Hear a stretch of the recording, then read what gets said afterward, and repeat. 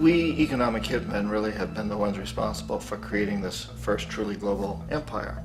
And we work many different ways.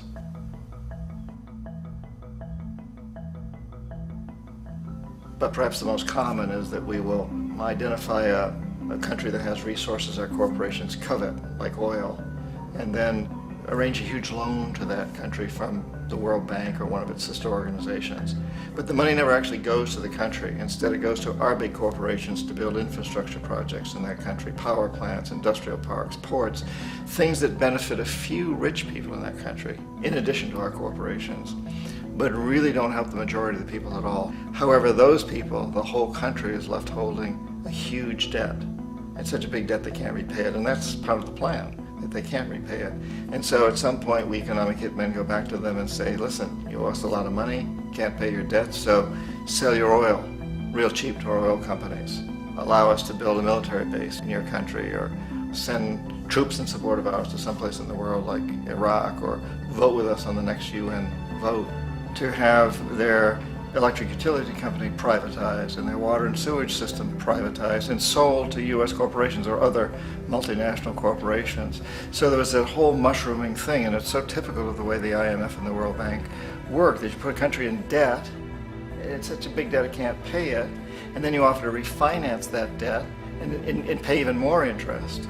And you demand this quid pro quo, which you call a conditionality or good governance, which means basically that they've got to sell off their resources, including many of their social services, their utility companies, their school systems sometimes, their penal systems, their insurance systems, to foreign corporations. So it's a double, triple, quadruple whammy. The precedent for economic hitmen really began back in the early 50s when democratically elected Mossadegh, who was elected in Iran, he was considered to be the hope for democracy in the Middle East and around the world. He was Time Magazine's Man of the Year. But one of the things that he'd run on and began to implement was the idea that foreign oil companies needed to pay the Iranian people a lot more for the oil that they were taking out of Iran. The Iranian people should benefit from their own oil. Strange policy. We didn't like that, of course. But we were afraid to do what we normally were doing, which was to send in the military. Instead, we sent in one CIA agent, Kermit Roosevelt, Teddy Roosevelt's relative. And Kermit went in with a few $1 million and was very, very effective and efficient. And in a short amount of time, he managed to get Mossadegh overthrown and brought in the Shah of Iran to replace him, who always was favorable to oil. And it was extremely effective. Bombs overflow Tehran. Army officers shout that Mossadegh has surrendered and his regime as virtual dictator of Iran is ended. Pictures of the Shah are paraded through the streets as sentiment reverses. The Shah is welcomed home. So back here in the United States, in Washington, people looked around and said, wow, that was easy and cheap. So this established a whole new way of manipulating countries, of creating empire. The only problem with Roosevelt was that he was a card-carrying CIA agent, and had he been caught, the ramifications could have been pretty serious. So very quickly at that point, the decision was made to use private consultants to channel the money through the World Bank or the IMF or one of the other such agencies, to bring in people like me who worked for private companies, so that if we got caught, there would be no governmental ramifications.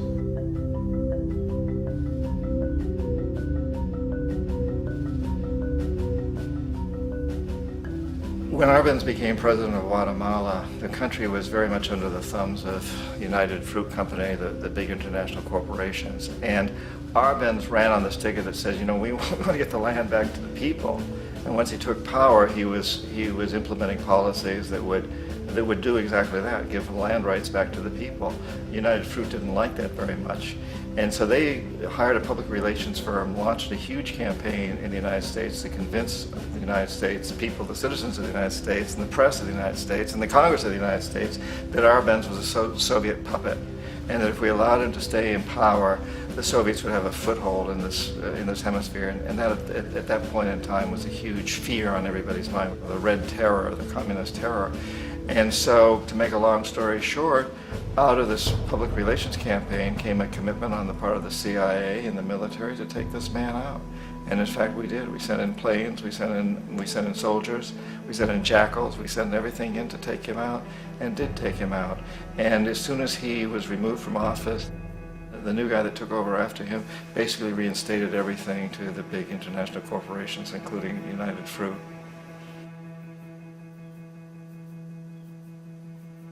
Ecuador for many, many years had been ruled by pro-US dictators, often relatively brutal. Then it was decided that they were going to have a truly democratic election. Jaime Roldos ran for office, and his main goal, he said, as president would be to make sure that Ecuador's resources were used to help the people. And he won, overwhelming, by more votes than anybody had ever won anything in Ecuador. And he began to implement these policies to make sure that the profits from oil went to help the people. Well, we didn't like that in the United States. I was sent down as one of several economic hitmen to change Roldos, to corrupt him, to bring him around, to let him know, okay, you can get very rich, you and your family, if you play our game, but if you continue to try to keep these policies you've promised, you're going to go. He wouldn't listen. He was assassinated. As soon as the plane crashed, the whole area was cordoned off. The only people that allowed in were U.S. military from a nearby base and some of the Ecuadorian military. When an investigation was launched, two of the key witnesses died in car accidents before they had a chance to testify.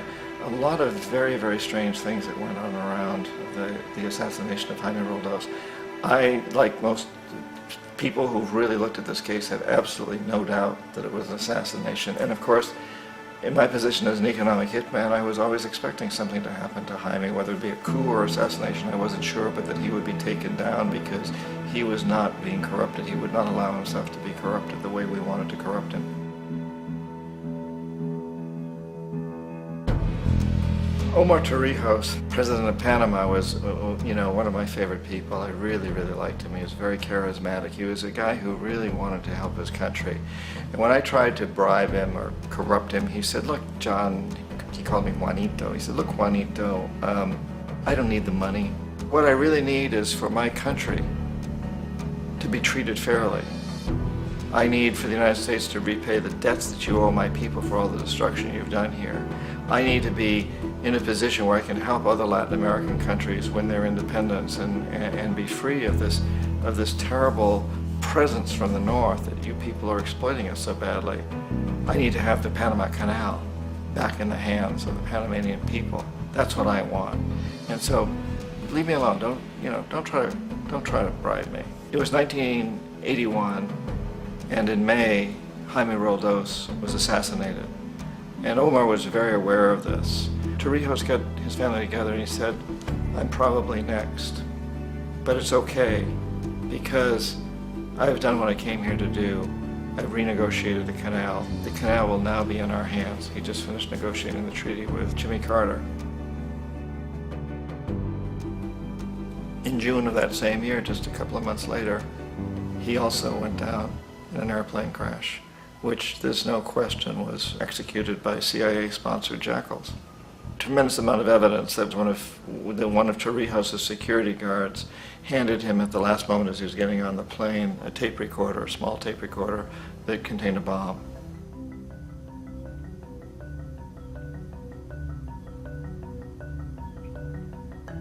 It is interesting to me how this system has continued pretty much the same way for years and years and years, except the economic hitmen have got better and better and better. Then we come up with, very recently, what happened in Venezuela. In 1998, Hugo Chavez gets elected president, following a long line of presidents who had been very corrupt and basically destroyed the economy of the country. And Chavez was elected amidst all that. Chavez stood up to the United States, and he's done it primarily demanding that Venezuelan oil be used to help the Venezuelan people. Well, we didn't like that in the United States. So in 2002, a coup was staged, which there's no question in my mind, and most other people's minds, that the CIA was behind that coup.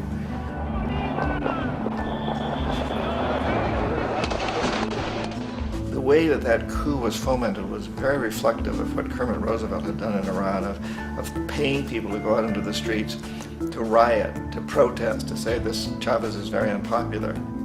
You know, if you can get a few thousand people to do that, television can make it look like it's the whole country, and things start to mushroom. Except in the case of Chavez, he was smart enough, and the people were so strongly behind him that they overcame it, which was a phenomenal moment in the history of Latin America.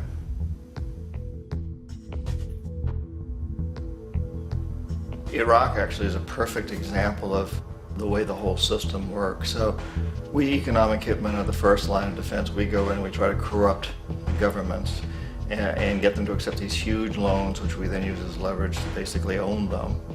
If we fail, as I failed in Panama with Omar Torrijos and in Ecuador with Jaime Roldos, men who refused to be corrupted, then the second line of defense is we send in the jackals. And the jackals either overthrow governments or they assassinate. And once that happens and a new government comes in, and boy, it's going to toe the line because the new president knows what will happen if he doesn't. In the case of Iraq, both of those things failed. Economic hitmen were not able to get through to Saddam Hussein. We tried very hard. We tried to get him to accept a deal very similar to what the House of Saud had accepted in Saudi Arabia, but he wouldn't accept it. And so the jackals went in to take him out. They couldn't do it. His security was very good. After all, he had one time worked for the CIA. He'd been hired to assassinate a former president of Iraq and failed, but he knew the system. So in '91, we send in the troops and we take out the Iraqi military. So we assume at that point that Saddam Hussein is going to come around. We could have taken him out, of course, at that time, but we didn't want to. He's the kind of strong man we like. He controls his people. We thought he could control the Kurds and keep the Iranians in their border and keep pumping oil for us. And then once we took out his military, now he's going to come around. So the economic hitmen go back in the 90s without success. If they'd had success, he'd still be running the country. We'd be selling him all the fighter jets he wants and everything else he wants. But they couldn't, they didn't have success. The jackals couldn't take him out again, so we sent the military in once again, and this time we did the complete job and took him out, and in the process created for ourselves some very, very lucrative construction deals. We had to reconstruct a country that we'd essentially destroyed, which is a pretty good deal if you own construction companies, big ones. So, you know, Iraq shows the three stages. The economic hitmen failed there, the jackals failed there, and as a final measure, the military goes in. And in that way, we've really created an empire, but we've done it very, very subtly. It's clandestine. All the empires of the past were built on the military, and everybody knew they were building them. So that the British knew they were building them, the French, the Germans, the Romans, the Greeks. And they were proud of it, and they always had some excuse like spreading civilization, spreading some religion, something like that. But they knew they were doing it. We don't. The majority of the people in the United States have no idea that we're living off the benefits of a clandestine empire, that today there's more slavery in the world than ever before. And then you have to ask yourself, well, if it's an empire, then who's the emperor? Obviously, our presidents of the United States are not emperors. An emperor is someone who's not elected, doesn't serve a limited term, and doesn't report to anyone, essentially. So you can't classify our presidents that way. But we do have what I consider to be the equivalent of the emperor, and it's what I call the corporatocracy.